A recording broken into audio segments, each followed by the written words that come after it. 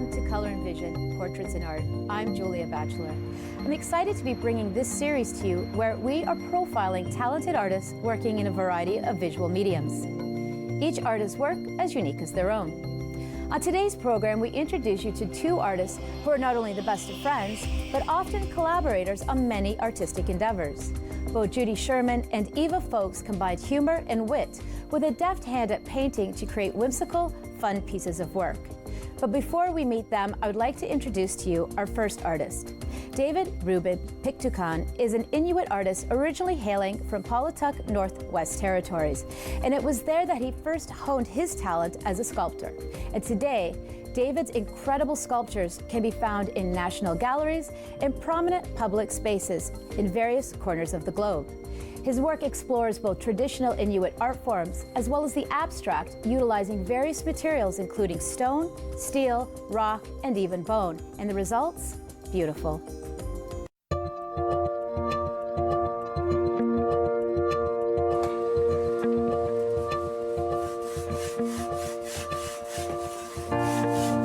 When I was 18 years old, I basically unemployed. I got fired from every job that I ever had. Maybe I'm stubborn or don't like working with people, and I had an opportunity to watch my brother, Abraham. He was studying sculpture in Alaska for a few years, and one day he told me, "Here, try this out." And once I started, I just fell into something that I've been enjoying. I come up with a concept. First I study the stone. I move it a lot, and suddenly there's something there. But what's really helped me was I collect a lot of stories from my people, from the Inuit people, and I document them in my little brain. And I hear maybe some thought comes through or some image from an old story. So I utilize mythology in my material. It really helps. Otherwise, like when you look at rock, most people say it looks just like a rock. But to me, it's kind of gifted to look deeper into the material and see things that other people may not initially see.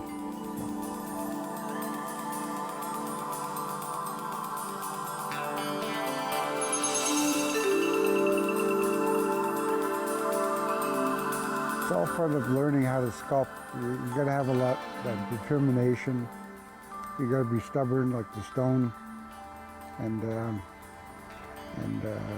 every now and then I find a rock that's more stubborn than I am, but so you have to exercise more patience, and you have to let the material know that you're the conductor. But for most people, the rock is the conductor. It kind of determines whether or not to be approached, and I've developed a technique where I can penetrate the material in a bit of a unique manner. Most people, they tap into the stone. Nope, not for me, that type of attitude. But for me, I know how to approach the material. It's like patting a wild dog on the head. Okay, conduct yourself, behave yourself. And from there, I penetrate the material, and there's no resistance. So the material loses its resistance, and I can work into the material and draw out whatever image I have in my little brain.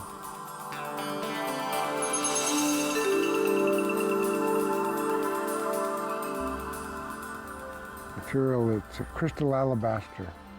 I have one sculpture which I started, and I love that material because it has all the qualities of ice.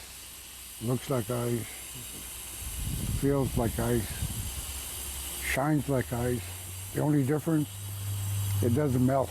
That's the only difference. But material is like working with magic once you learn how to use it proper. The only material where you can't use a hammer and chisel, because the material is it's structured so that it doesn't take that type of abuse. Boom, boom, boom. So you have to preconceive your idea. Then with grinding tools or with me hand tools, it's a lot of sawing. You have to shape it out that way. Go from the outside and penetrate the material. And the raw finish is like just out of this world.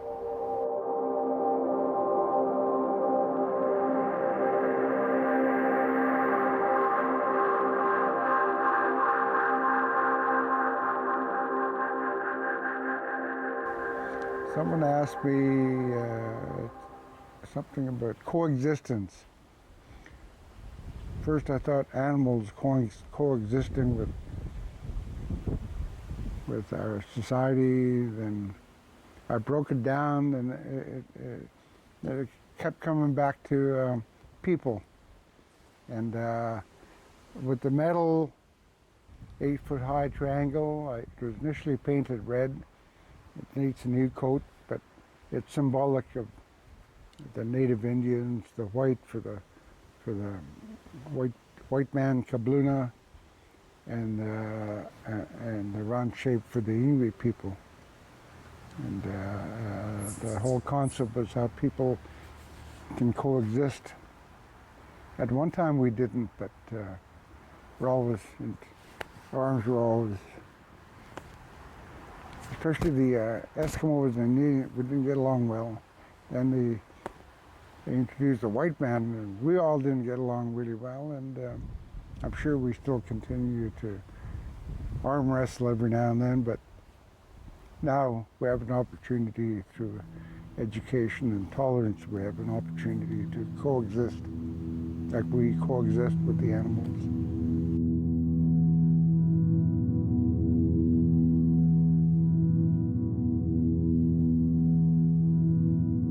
Living here in Georgina, we have a lot of wind.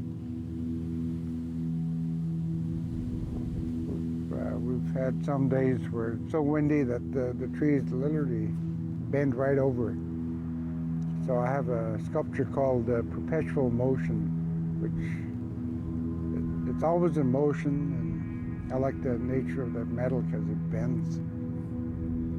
Stone is more difficult to bend, but I can bend stone. That's my claim to fame. Art means, to me personally, it's a reflection of my freedom, mental, of the creative spirit. That's where I get my work out.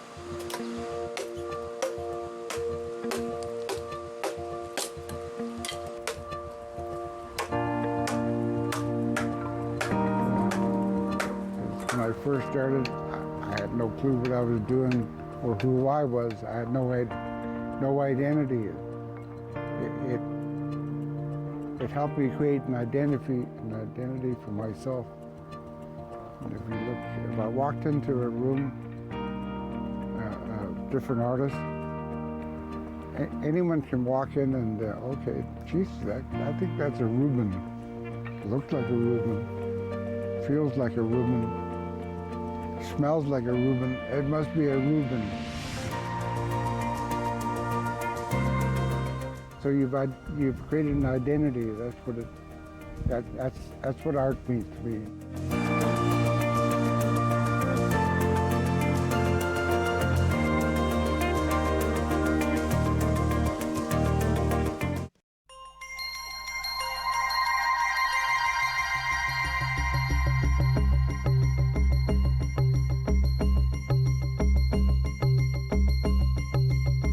Hello and welcome back. Our next artist is proof that inherent talent can be developed and refined through self-exploration alone. Eva Folks paints and draws like an artist with years of classical training, but in large part is self-taught. It's that non-conventional approach to art that I believe forms the aesthetic of Eva's work. Her use of shape and particularly color create a distinct palette that clearly identify a piece as an Eva Folks original.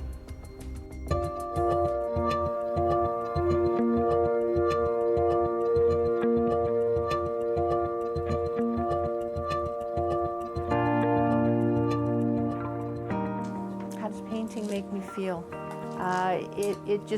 It makes me think of nothing else. When I'm painting and I'm in that zone, I'm just painting. Usually I'm painting late at night because my husband's on an afternoon shift these days, and I don't start painting usually till 8 o'clock at night, and then I paint till maybe midnight or 1 o'clock. So it's nice because it's quiet and it's a more relaxing feeling environment to work in as well. So it feels good to just get all the ideas out and get the paint out and just smoosh it all around and think of different color combinations, because that's something that I like to do too. A lot of different color combinations. What inspired me to pick up a paintbrush was my friend, fellow artist Judy Sherman. We've done a lot of murals in the past, and one day I was pretty stressed out about things not moving along. And she said, well, why don't you start painting? Put those ideas on canvas. And that's when I started to do that. And since then, I've done a lot of buildings and a lot of crazy characters with cars. And I'm having a great time doing it.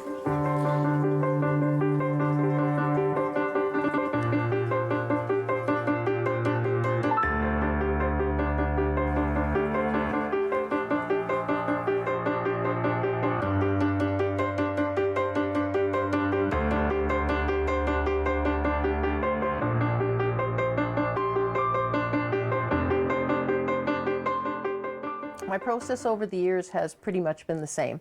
I always like to start with the sketch, and then I grit it up and put the sketch onto a canvas, just blow it up. And as I'm painting it, it evolves. The sketch is never exactly the same as what the finished painting is.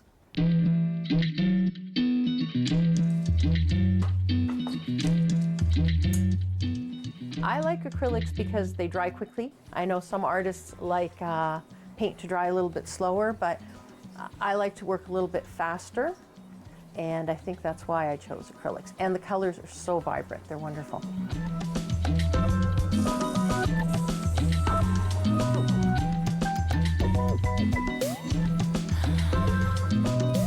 I've always had this particular style where I like a lot of colors, and I like vibrancy, and I like a lot of fun.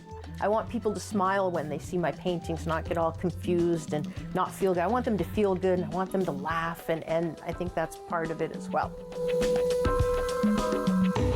What inspires me? Yeah, I've always been inspired by animation, cartoons. I guess that's where a lot of the bright colors come from. Bugs Bunny was big when I was growing up. There was always lots of Bugs Bunny. So I'm also inspired by people and the things that they do and the things that they say. I've always loved cars, and I wish I had like a garage full of cars, but I don't think I'm gonna have that, but you never know, you never know. I've always really liked cars. I particularly like the older 50s cars and 60s because they have chrome and they have so many things that you can embellish on them, and they're so big, and I just really like that.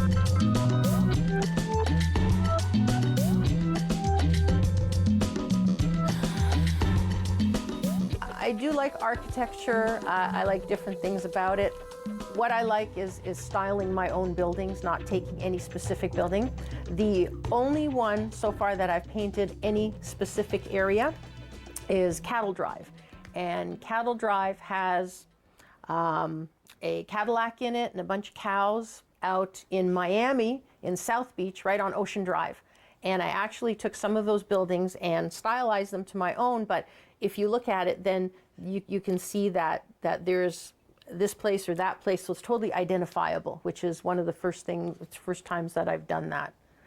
All my building paintings are very busy and wonky, and everything really in the world kind of teeter-totters, and you never really know which way things are going to go from one day to the next. paintings like Cattle Drive, and another one I have called Chicken Coop. The girls, they're chickens and they're out there with their jewelry and all their fashionable stuff. So I guess I'm making a commentary with that about really commercialism and how much people are focused sometimes on how they look and appearance and the brand names and stuff that, you know, it doesn't really have to be like that, poking a little fun at it. People are really getting lost in technology these days, and they need more of a creative outlet, and I think people are happier when they're being creative. So that's one of the reasons that I think art is really important in people's lives. So that is a dead color face.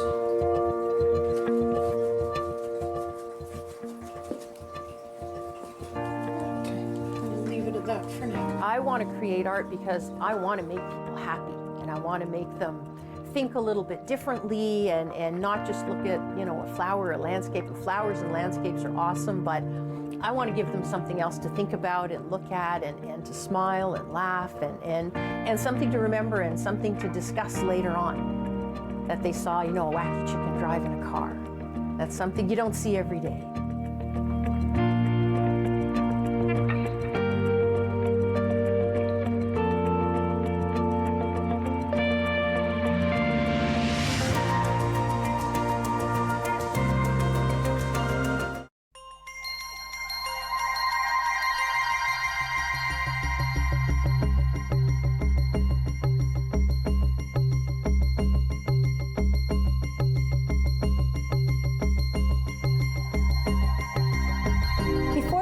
We met painter Eva Folks. And for any of you who are familiar with Eva, chances are you may also know this next artist, Judy Sherman. Both Judy and Eva share a similarity in their work wherein both contain a sense of humor combined with wry social commentary. But unlike Eva, Judy is a classically trained artist who studied here, as well as in Italy under the tutelage of master artist Michael John Angel. And it's that combination of old world technique combined with pop culture references that makes Judy's work so remarkable.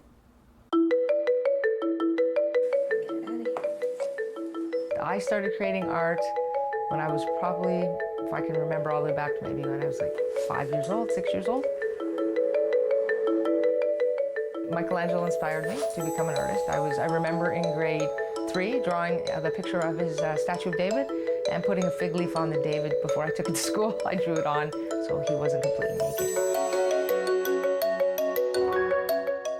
My inspirations, as I said, was Michelangelo because I loved the old traditional style of painting and drawing, and I also loved cartoons. I thought cartoons when I was a kid were more real than people. You know, carpets could talk, trees could emote. And so as I got older, I trained more in traditional art. And then I thought, but I really, really miss the pop culture, the cartoons and all that. How can I put the two together? And so I decided to put the two together in paintings. I chose oil as my medium because I like the vibrancy of color. I like the open time. It stays wet a lot longer and I can work wet into it. My art has to tell a story. It has to have a message behind it. So by painting traditionally, using pop culture items and putting a little twist on everything, I can say something in a gentle way about what's going on in the world today without shoving it down somebody's throat. What inspires me? It could be anything. It could be a toy that I see. It could be an idea that comes up because of something I've been talking to somebody about in regards to the environment or political issues. The other day, I heard in the morning, first thing in the morning, a bunch of geese were on the roofs of all the houses here. And I was thinking, oh my, where's their home? So I'm thinking, how can I turn that into a painting about how things have changed in our communities now with all this building and development and the loss of land.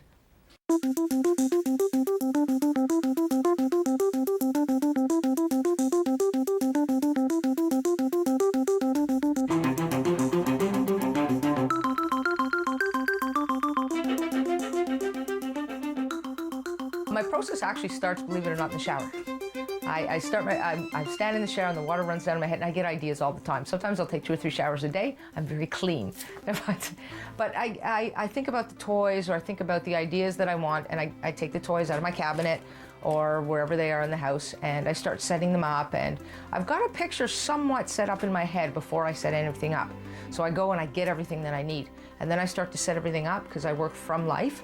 So I set it all up, and then what I do is I take my lights and I start lighting it in different ways and figure out what's the best way to create the mood through the light and the setup.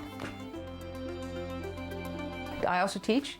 I teach traditional methods, but I teach people basically how to see, how to create a design and paint what they want to paint. I don't want people to paint what I paint. I want people to be who they are and be the artist that they want to be. So that's what I teach them. And the basic techniques of how to see and how to put paint down and, as I was saying, that kind of thing. I've also started a group, me and a friend have started a group called Local Color Aurora. And we now have about 17 artists. And again, it's about supporting artists in the region. Art is my full-time profession. I've been moving towards that. I love it. I love it with a passion.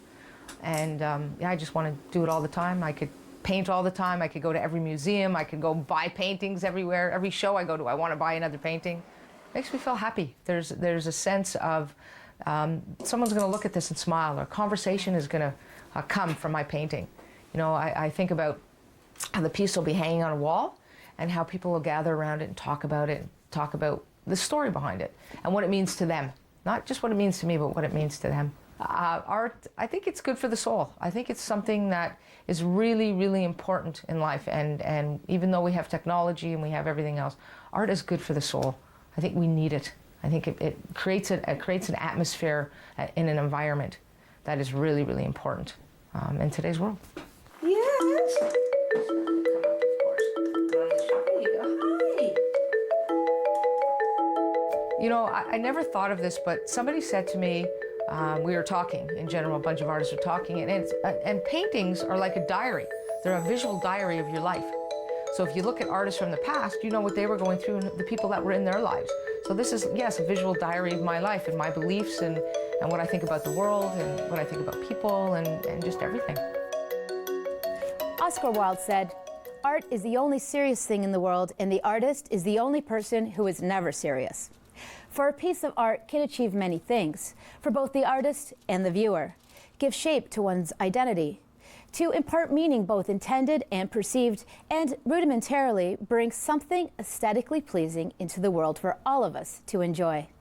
I hope you have enjoyed watching today's program and have been inspired by the three artists, David Ruben Piqtoukun, Eva Folks, and Judy Sherman. If you're interested in connecting with, purchasing, or perhaps in the case of Judy, signing up for art lessons, please visit our website for additional information. Thank you for watching Color and Vision, Portraits in Art. I'm Julia Batchelor. Goodbye for now.